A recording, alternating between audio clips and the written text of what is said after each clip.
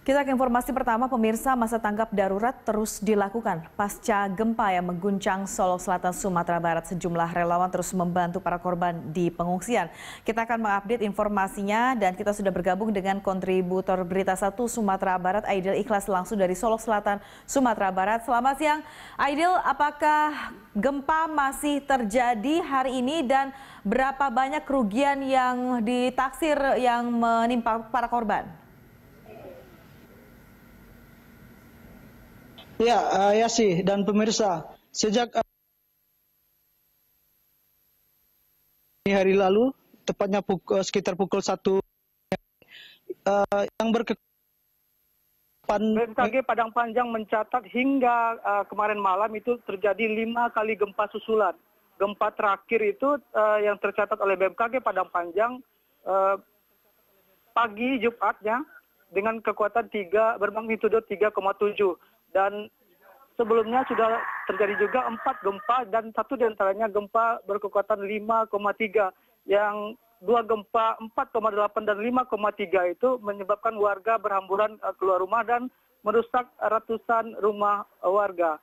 Dan hingga hari ini warga masih mengaku dan merasa terjadi gempa, dan bahkan pagi tadi warga juga merasakan gempa yang cukup kuat sekitar pukul 5 pagi dan membuat mereka berhamburan keluar rumah juga. Namun Badan Meteorologi BMKG Padang Panjang belum merilis berapa gempa yang dirasakan oleh warga, dan 6 gempa yang terjadi sejak Kamis kemarin hingga ini itu menurut pengakuan warga jumlahnya lebih banyak.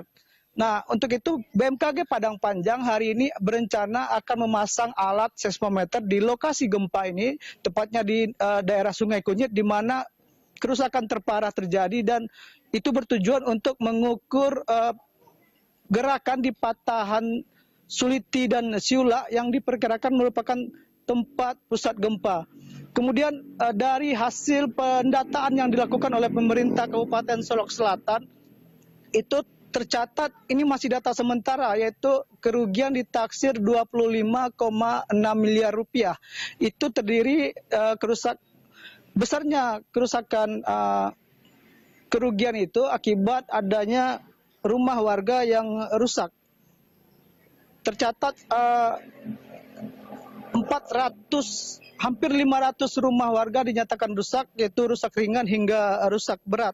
Kemudian dari angka korban jiwa, memang tidak ada korban meninggal dunia, namun tercatat 61 warga menderita luka-luka.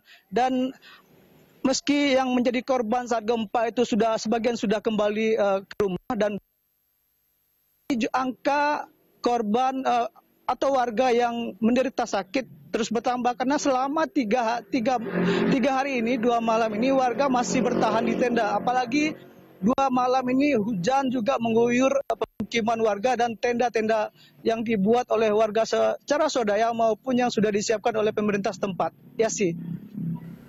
Ya, Aidil, bagaimana saat ini dengan kondisi di pengungsian dan apakah bantuan yang telah didistribusikan saat ini sudah cukup untuk para korban, serta hal apa saja yang paling dibutuhkan oleh pengungsi saat ini? Ya, gempa yang melanda Kabupaten Solok Selatan ini berada di 3 kecamatan, dan kecamatan Sangir, Batang Sangir yang tempat saya berada ini merupakan daerah terparah. Di sini warga masih bertahan di tenda-tenda yang mereka bikin dan disediakan oleh pemerintah setempat. Dari pantauan kami, tim relawan baik dari TNI, Polri, BPBD, dan relawan lainnya sudah mulai berdatangan ke lokasi bencana, dan logistik pun bantuan sudah mulai berdatangan. Namun bantuan tersebut kita perkirakan masih belum cukup untuk kebutuhan warga, dan pemerintah Kabupaten Solok Selatan menyatakan kebutuhan mendesak saat ini adalah tenda, karena warga hingga kini masih enggan untuk kembali ke rumah mereka, karena rumah mereka yang rusak juga masih adanya ancaman kekhawatiran gempa susulan, sehingga warga masih bertahan di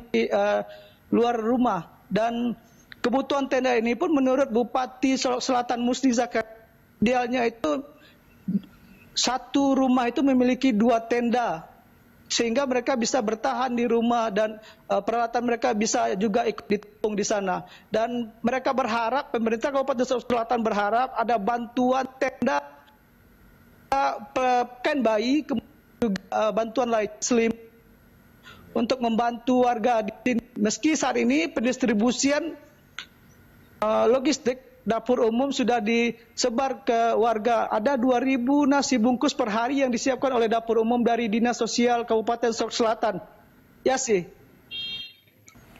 Baik, terima kasih Aidil atas informasi Anda. Kita harapkan semuanya bisa berjalan kembali normal dan tidak terjadi lagi gempa susulan. Selamat bertugas kembali. Terima kasih Aidil atas informasi Anda.